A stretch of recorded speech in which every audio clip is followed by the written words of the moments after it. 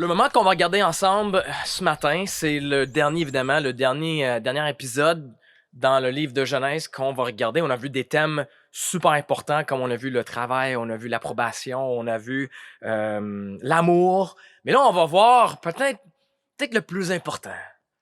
On va voir ensemble la grâce de Dieu.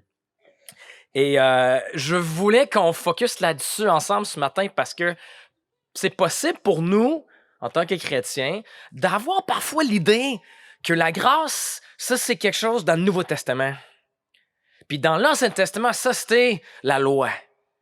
Et bien sûr, dans la Nouvelle Alliance est nouvelle pour des raisons. Elle est nouvelle, elle est meilleure. Mais la grâce, c'était aussi dans l'Ancien Testament. La grâce était partout dans l'Ancien Testament. Et je veux qu'on regarde ensemble un moment qui souligne ça. Et je pense que JF l'a déjà dit, mais pour les ados, je suis content que vous soyez là. On va avoir un temps ensemble directement après. Puis, c'est quoi ton nom? Roberge. C'est quoi ton nom, man?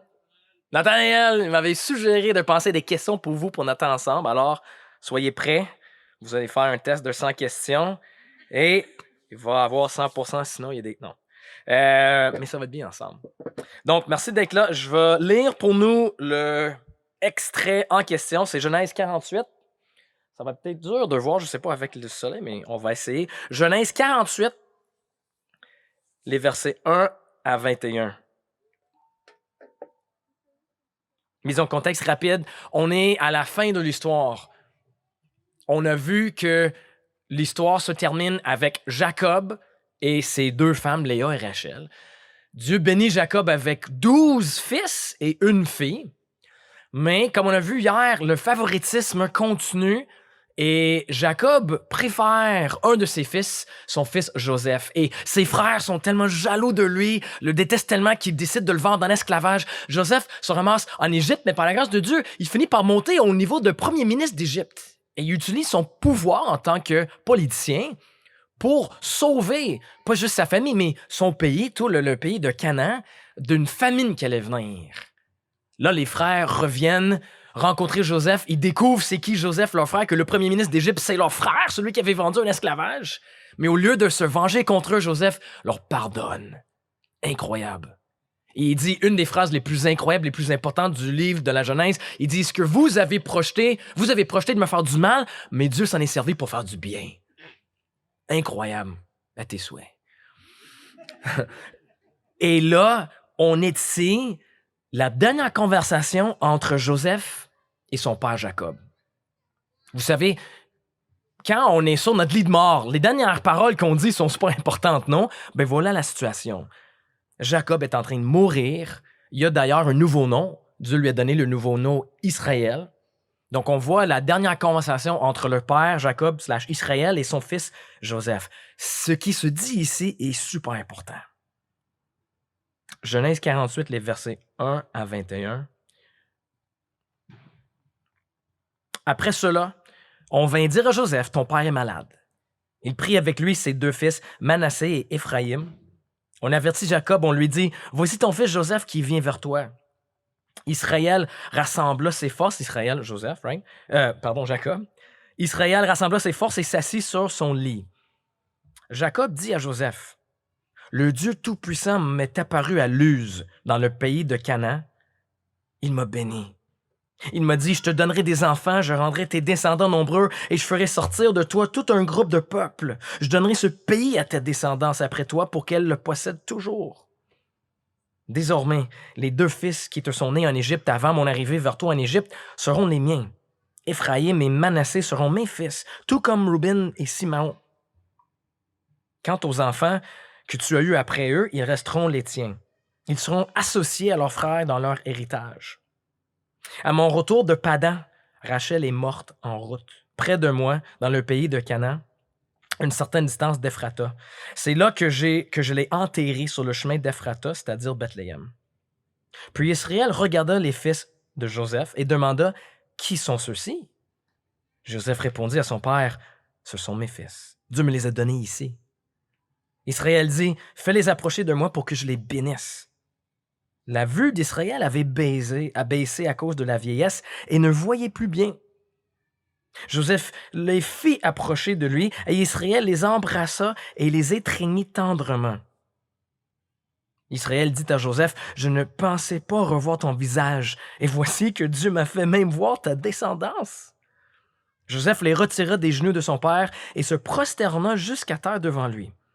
Puis, il les prit tous les deux par la main, il tint Éphraïm de la main droite, de telle sorte qu'il était à gauche d'Israël, et Manassé de la main gauche, de telle sorte qu'il était à droite d'Israël. Et il les fit approcher de lui. Israël tendit sa main droite et la posa sur la tête d'Éphraïm, qui était le plus jeune, et il posa la main gauche sur la tête de Manassé. Ce fut intentionnellement qu'il posa ses mains ici, car Manassé était l'aîné.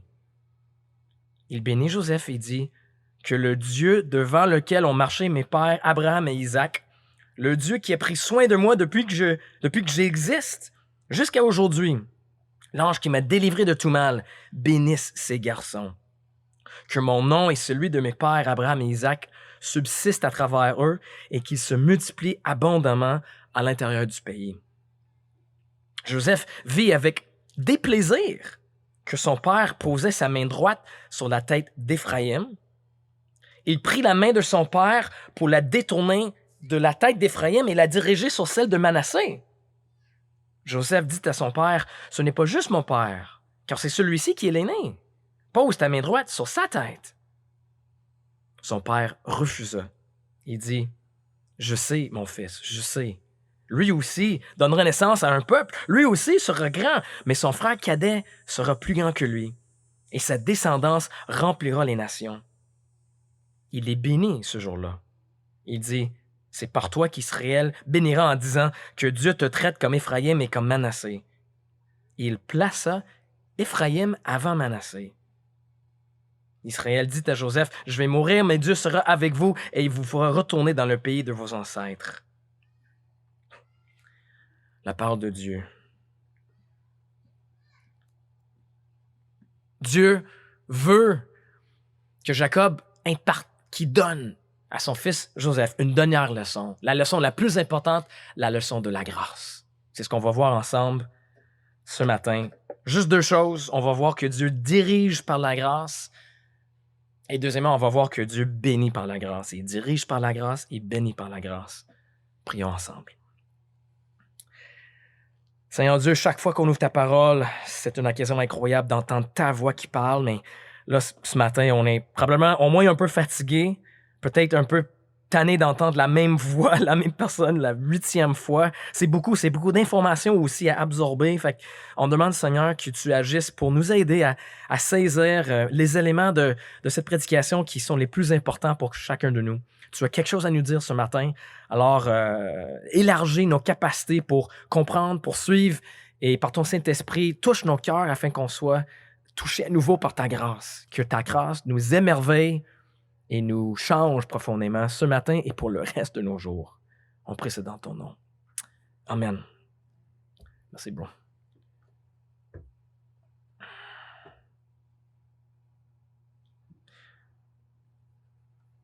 La promesse que Dieu avait donnée à Abraham, ça passe ensuite à Isaac. Right?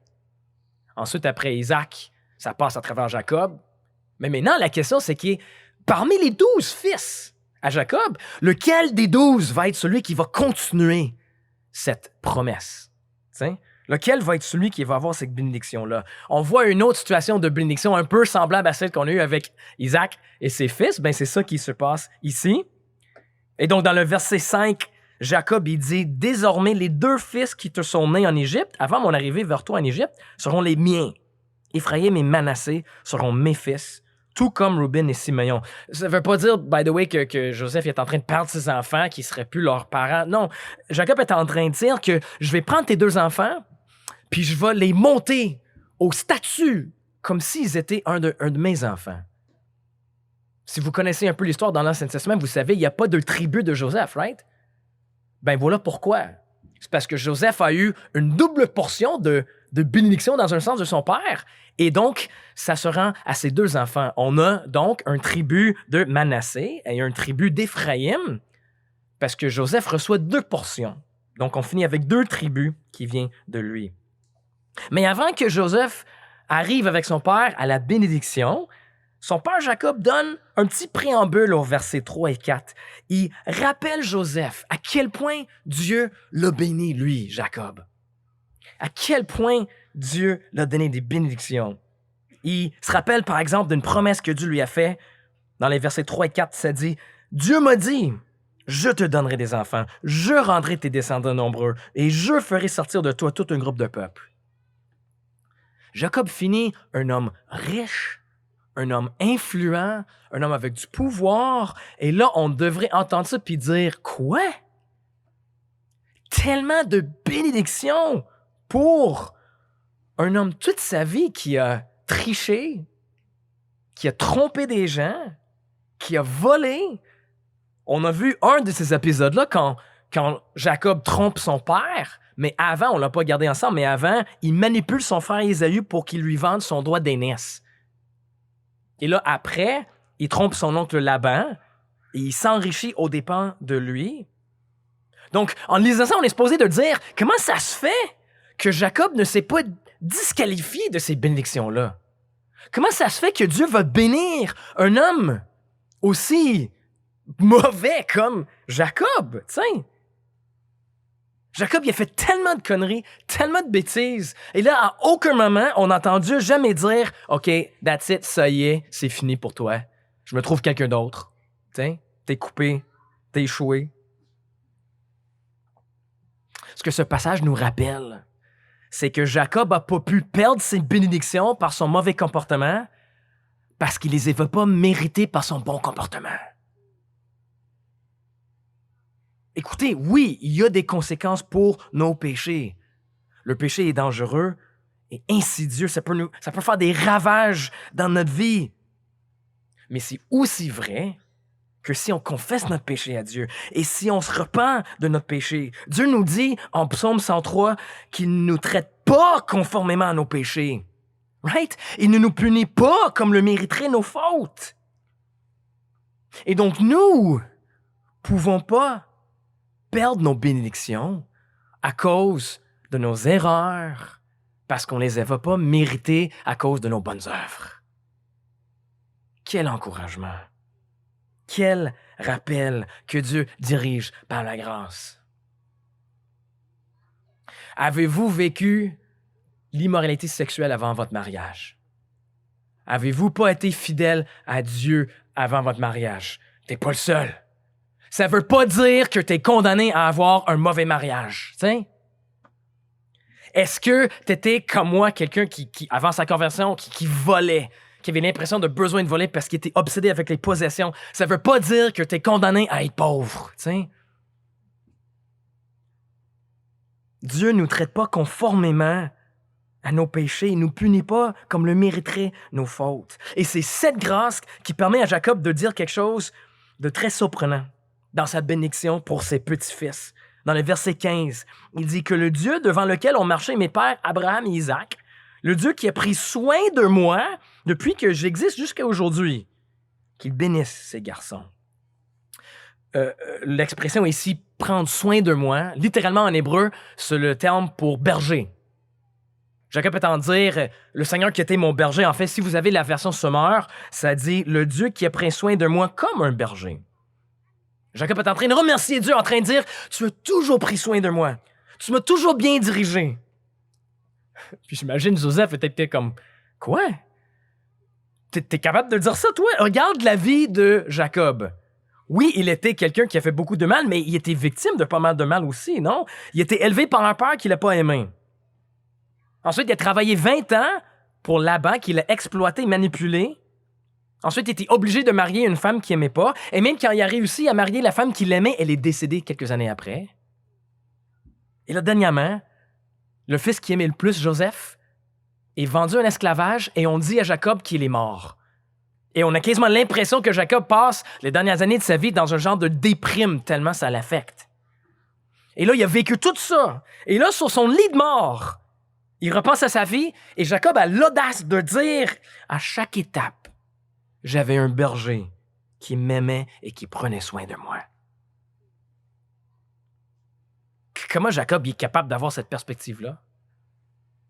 Mais c'est parce que Jacob fait quelque chose d'incroyable.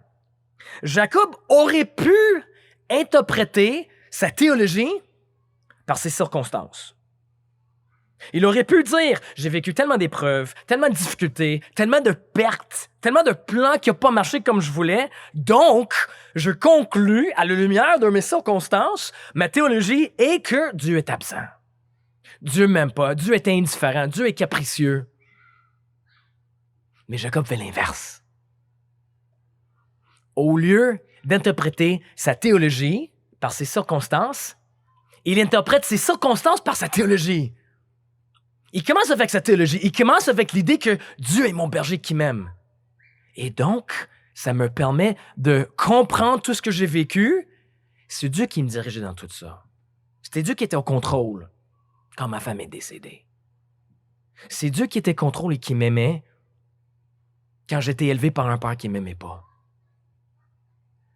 Il commence avec sa théologie. Dieu est bon et bienfaisant, comme on l'a vu hier soir. Jacob commence avec cette idée-là et il interprète tout le reste à la lumière de ces vérités-là. Et ça lui permet d'interpréter ses circonstances de manière qui lui permet de voir la main de Dieu là-dedans. Il dit, tout ça m'est arrivé pour une bonne raison. Tout ça m'est arrivé, pas parce que mon berger était absent, mais parce qu'il était présent. Il sait ce qu'il fait, je peux lui faire confiance. Écoutez, les amis, Jacob était lui-même berger. Il sait de quoi il parle. Il sait qu'un berger va toujours faire le mieux pour ses brebis, mais ce qui arrive, c'est que le brebis, il n'est pas capable de remarquer ça. Tu sais, on a souvent entendu ça peut-être dans des messages, à quel point les brebis sont stupides. D'entendre qu'on est des brebis, c'est une insulte. Tu sais, on n'aime pas ça, mais c'est une insulte. On a peut-être entendu des histoires. Il y a des années, j'ai lu ça à un moment donné. Des bergers en Turquie, ils ont arrêté de garder les brebis pour un instant. 400 brebis se sont jetées d'une falaise. Parce qu'il y en avait un qui pensait que c'était une bonne idée. Le reste ont suivi. 400 sont mortes. Et un autre 1000 sont tombés avec eux. Mais ils sont pas mortes à cause que les autres ont été un coussin pour absorber le choc. Puis il y en a 1000 qui ont survécu. Mais ça veut dire que près de 1500 brebis se sont dit « Ouais, c'est une bonne idée, je vais me pitcher d'une falaise. » C'est pas un compliment d'entendre qu'on est des brebis. C'était 74 000 $ de pertes pour ces bergers-là. Ils vont pas refaire cette erreur-là. On est comme ça. On voit qu'on a un berger qui nous dirige quelque part, mais non, on dit « Non, je veux la falaise, regarde quel point elle est belle! Je veux ça! » Et là, le berger a besoin de nous maîtriser parfois physiquement avec des cordes, comme font les bergers dans la vie, puis de dire « Je sais ce qui est mieux pour toi. » C'est comme ça que Jacob arrive à la fin d'une vie difficile, on va le dire, puis capable de dire « Dieu a pris soin de moi », parce qu'il a su interpréter ses circonstances par sa théologie. Il commence avec sa théologie. Est-ce qu'on est capable de dire la même chose? Peut-être certains d'entre vous, vous vous sentez un peu comme Jacob, t'sais. Peut-être votre vie ne passe pas comme tu avais imaginé. Peut-être tu as l'impression d'avoir passé à côté de ta vie. Tu dis, j'aurais jamais imaginé que je serais rendu ici à ce stade de ma vie, t'sais.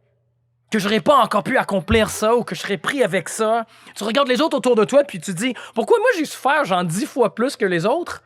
Pourquoi c'est toujours pour moi qu'on prie à les rencontres de prière dans l'église? C'est toujours pour moi, pour mes problèmes, mes difficultés. C'est tannant. J'aurais le goût de prier pour quelqu'un d'autre pour une fois, tiens.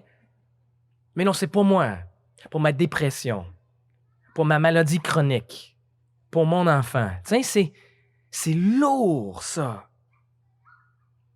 Mais Jacob dirait, il faut interpréter ses circonstances par sa théologie. Ton Dieu prend toujours soin de toi comme un berger. Dieu n'est pas absent. Oui, parfois Dieu est mystérieux, mais il n'est jamais capricieux. C'est ça que Jacob voudrait nous rappeler ici. Ce texte est ici, en fait, afin qu'on apprenne plus vite que Jacob cette leçon importante. Donc, premièrement, Dieu dirige par la grâce. Mais deuxièmement, Dieu bénit par la grâce aussi. La manière que Jacob bénissait ses petits-fils était un peu bizarre pour Joseph. La manière que c'était censé de fonctionner, c'est qu'il avait mis Éphraïm, le plus jeune, à sa gauche ici, Et il avait mis Manassé à sa droite ici. OK? Puis, on bénissait avec la main droite. La main droite, c'était la main qui symbolisait la plus grande bénédiction, qui symbolisait par laquelle Dieu va accomplir sa promesse. Alors, ce que Joseph s'attendait, c'est que la main droite de Jacob allait être posée sur l'aîné, Manassé, et la main gauche sur Ephraïm. Parce que c'est comme ça que Joseph avait installé ses enfants devant Jacob. Mais qu'est-ce que Jacob fait? Il switch ses mains. Il croise ses bras. Il prend la main droite, la main de la bénédiction, il la pose sur la tête d'Éphraïm, le plus jeune, et il pose l'autre main, la main gauche, sur la tête de Manassé, l'aîné. Jacob choisit de bénir intentionnellement le plus jeune, Éphraïm. Et là, Joseph, il dit, non, qu'est-ce qui se passe? Mais Jacob dit, non, je sais ce que fait. Joseph pense que peut-être son père est rendu trop vieux. Tu sais, ça dit même qu'il a perdu sa vue un petit peu. Fait que Joseph, non, papa, je sais que ça va mal. Tu sais, tu vois pas, fait que laisse-moi t'aider. Mais Jacob insiste. Il dit, non, je sais ce que je fais. Ben, qu'est-ce qu'il fait? Jacob a appris que la bénédiction de Dieu n'est pas donnée à ceux qu'on penserait. C'est pas le candidat le plus logique qui le fait. T'sais, Jacob, quand il a volé la bénédiction en tant que plus jeune, il savait qu'il faisait quelque chose qui n'était pas correct. Mais là, vers la fin de sa vie, il voit que finalement, c'est comme ça que Dieu fonctionne. C'est pas le candidat le plus logique, celui qui le mérite. C'est pas quelqu'un que tu regardes et tu te dis « Ah oui, ça, c'est quelqu'un que Dieu va bénir. » Non, Jacob a appris que la bénédiction de Dieu, c'est pas un droit, c'est un don. Et c'est donné à des candidats improbables, des gens qui ne le méritent pas sur la base de ta famille, pas sur la base de ta performance, mais par la grâce. Et si vous connaissez un peu l'histoire de la rédemption jusqu'ici, c'est ce qui arrive encore et encore. La bénédiction ne vient pas à Caïn, ça vient à Abel. Dieu ne choisit pas Ishmaël, il choisit Isaac. Il choisit Jacob, pas Ésaü. Avec Abraham, c'est pas sa servante Agar qui est jeune et fertile à travers l'enfant vient, mais à travers Sarah, qui est vieille et même stérile. Pas à travers Rachel, la reine de beauté, mais celle qui est peu attrayante, Léa. Pourquoi ce pattern? Encore et encore et encore et encore? Parce que c'est une image qui nous montre que Dieu, c'est pas juste comment il bénit, mais c'est aussi comment il sauve. Par la grâce. La grâce est la base sur laquelle Dieu accepte les gens. C'est pas les bonnes personnes morales qui l'acceptent, c'est pas les gens avec les pédigris religieux impressionnants. Non, il prend les gens dont on s'attendrait le moins. Les gens qui ont fait des grosses erreurs. Les gens de mauvaise réputation. Les gens qui ont brisé toutes les règles religieuses. On regarde Jésus, c'est ce qu'il a fait. Encore et encore. C'est pas le leader religieux de bonne réputation que Jésus accepte. Non, c'est le criminel. C'est la prostituée. Parce que c'est par la grâce. C'est pour ça que j'aime dire la grâce est scandaleuse. Hey, la grâce est scandaleuse. Et donc, comment est-ce qu'on réagit au scandale de la grâce? On réagit comme Joseph. Dans le verset 18, comment réagit Joseph? Il dit, c'est pas juste. Joseph dit à son père, « Ce n'est pas juste, mon père, car c'est celui-ci qui est l'aîné. » On réagit de la même manière. Ça nous semble pas juste que mère Teresa a besoin d'autant de grâce qu'un meurtrier. On dit, mais non, ça fait pas de sens. Mais c'est parce qu'à quelque part en nous, on résiste l'idée que Dieu sauve par pure grâce, parce qu'on est des pécheurs. L'exemple que j'aime utiliser, que j'ai pris de quelqu'un, imagine 3 nageuses, OK? Une nageuse, et c'est même pas comment nager. On devrait même pas l'appeler une nageuse, OK? Deuxième, nageuse ordinaire. Troisième, nageur niveau olympique. C'est un genre de Michael Phelps dans l'eau, OK? Je sais qu'il est retraité, mais je connais pas les autres nageurs, fait qu'on va juste continuer de même. Penny Oleksiak, there we go. OK, merci chérie. Troisième, c'est Penny Oleksiak qui a gagné une médaille d'or. Les 3 nageuses sont à Montréal et on dit, il faut que tu te rendes à Paris. Let's go. Ça va être quoi le résultat? Ben, les trois ne vont pas aller très loin, tiens. Celle qui ne sait pas nager va se noyer assez vite. Nageuses de skill moyen vont pouvoir se rendre un peu plus loin, mais même la nageuse olympienne, même le Penny Oleksiak, c'est pas comme si elle va se rendre à la Nouvelle-Écosse, tiens. Elle va à peine quitter le Saint-Laurent, j'imagine. Se rendre à Paris, c'est impossible. Et ce que la Bible enseigne à maintes reprises, c'est que moralement, on est comme ça. La distance entre l'humain et Dieu, c'est comme la distance pour un nageur entre Montréal et Paris. Et même la personne la plus morale de l'histoire de l'humanité, même Mère Teresa, elle est la Penny Oleksiak peut-être de la moralité humaine, incroyable. Mais même elle ne pourrait jamais se rendre à Paris. Vous me comprenez? Elle pourrait peut-être à peine se rendre à Nouvelle-Écosse, mais jamais Paris. Elle va se noyer. Alors, si on pense que la grâce n'est pas juste, si on a du mal à comprendre comment Dieu a besoin d'intervenir pour sauver pas juste les meurtriers, mais aussi les Mères Teresa, c'est peut-être parce qu'on réalise même pas assez, que même la meilleure personne de l'histoire humaine, comparée à la perfection sidérante de Dieu, n'est même pas proche. Autant le meilleur nageur que le pire aura besoin d'être sauvé de l'océan.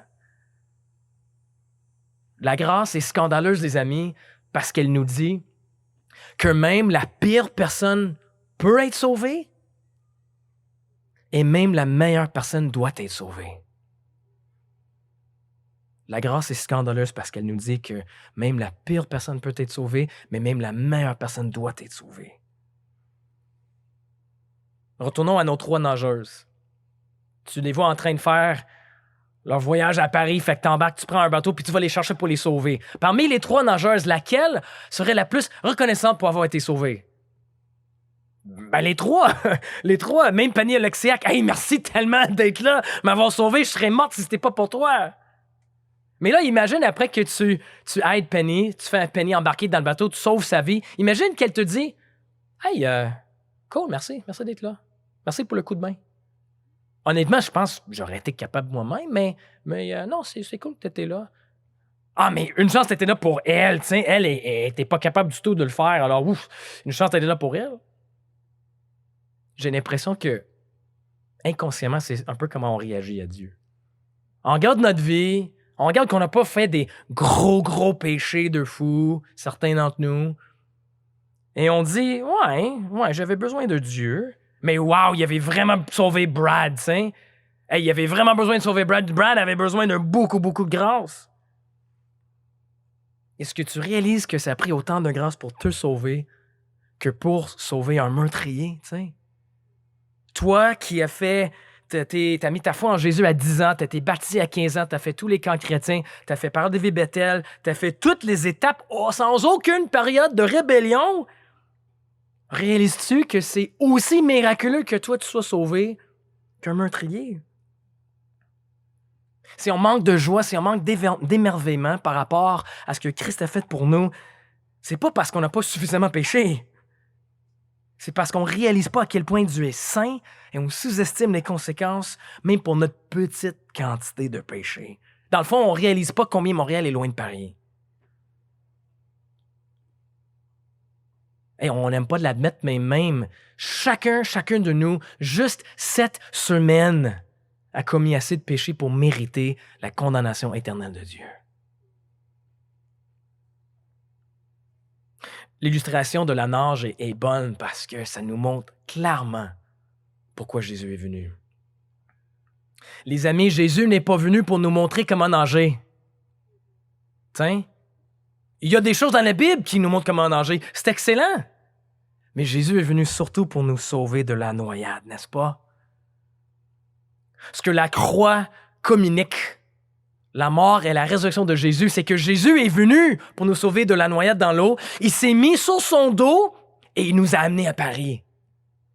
C'est pas juste qu'il nous a sauvés de la noyade, mais c'est qu'il nous a mis sur son dos et il nous a amenés jusqu'à notre destination finale, l'endroit où on pourrait jamais aller par nous-mêmes, dans la présence de Dieu.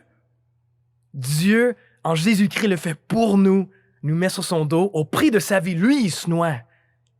Mais il réussit à nous amener jusqu'à Paris On devient enfant de Dieu. Jésus est le seul berger qui devient un agneau sacrificiel. J'aime tellement ça comment Jean commence son évangile. Voici l'agneau de Dieu, celui qui enlève le péché du monde. Et là, quand tu saisis profondément la grâce de Dieu, quand cette vérité se loge profondément dans ton cœur, ça nous change. Ça nous transforme de la même manière que Jacob a été transformé. C'est le moyen principal par lequel Dieu nous transforme. C'est en se délectant par la grâce de Dieu. La grâce de Dieu, les amis, devrait, entre autres, enlever notre sentiment de supériorité. C'est quelque chose que je vois beaucoup dans mon église. J'imagine c'est le cas dans vos églises. Mais chacun de nous, on a un groupe ou plusieurs groupes de personnes de qui on regarde un peu de haut. T'sais? On se sent meilleur de certains groupes de personnes. Peut-être c'est les gens libéraux. Peut-être c'est les gens conservateurs. Peut-être c'est les environnementalistes. Peut-être c'est les compagnies pétrolières. Peut-être c'est les gens urbains, les gens ruraux, les cyclistes, ceux qui conduisent. Mais là, le plus important, et pourquoi j'insiste là-dessus, c'est que la question de vaccination est là.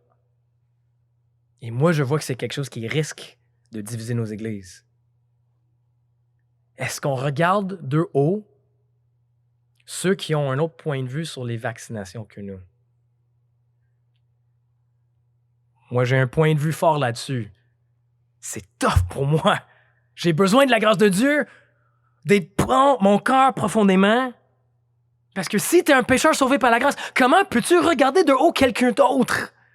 Oui, c'est correct d'avoir une opinion différente, mais l'Évangile enlève ton pouvoir de penser que tu es mieux que quelqu'un d'autre. Il y a une grande différence en dire « Ah, ben personnellement, je suis pas d'accord avec ta perspective » et c'est un autre de dire « Quel imbécile total! Je peux pas croire qu'il y a encore du monde comme ça, qui pense comme ça, qui agisse comme ça. » Malheureusement, c'est ça le discours que j'entends, même dans nos églises. Il y a quelque chose que j'ai appris dans les derniers mois, c'est que mon église est bien plus divisée que je le pensais avant.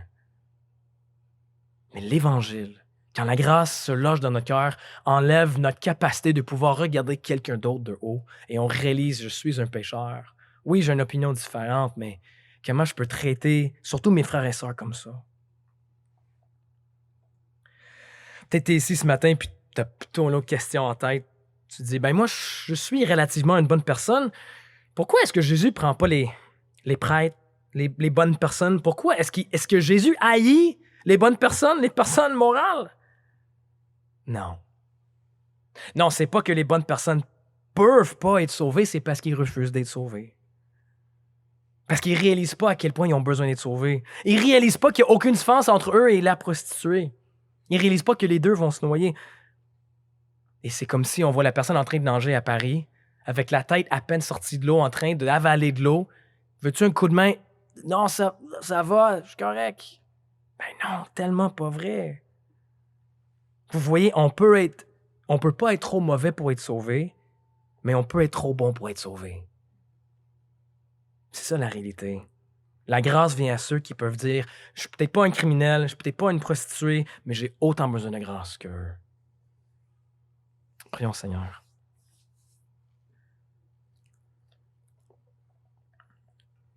Seigneur Dieu, la grâce est la chose peut-être qu'on a entendue le plus souvent et on te demande simplement de nous protéger contre notre tendance de juste la mettre dans la catégorie « OK, sujet acquis, sujet connu ».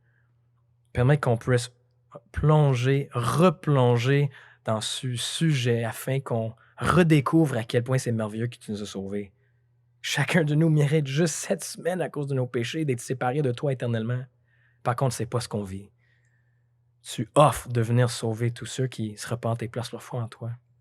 Seigneur, en partant d'ici, je prie que ça soit ça le dernier mot, la dernière idée dans nos têtes, ta grâce scandaleuse qui est nécessaire pour même les meilleures personnes. Que notre joie, que notre émerveillement soit infiniment plus grand en réalisant de quoi tu nous as sauvés. Et que cette grâce transforme nos attitudes, nos réactions, transforme notre vie entière. On prie ça pour ta gloire et pour le bien de tous les gens qui nous entourent. dans les endroits d'où on vient. On prie pour ces endroits, nos villes, nos villages, nos endroits, et on prie que les gens autour de nous puissent venir entendre de nos paroles, de notre bouche, les paroles de la vérité.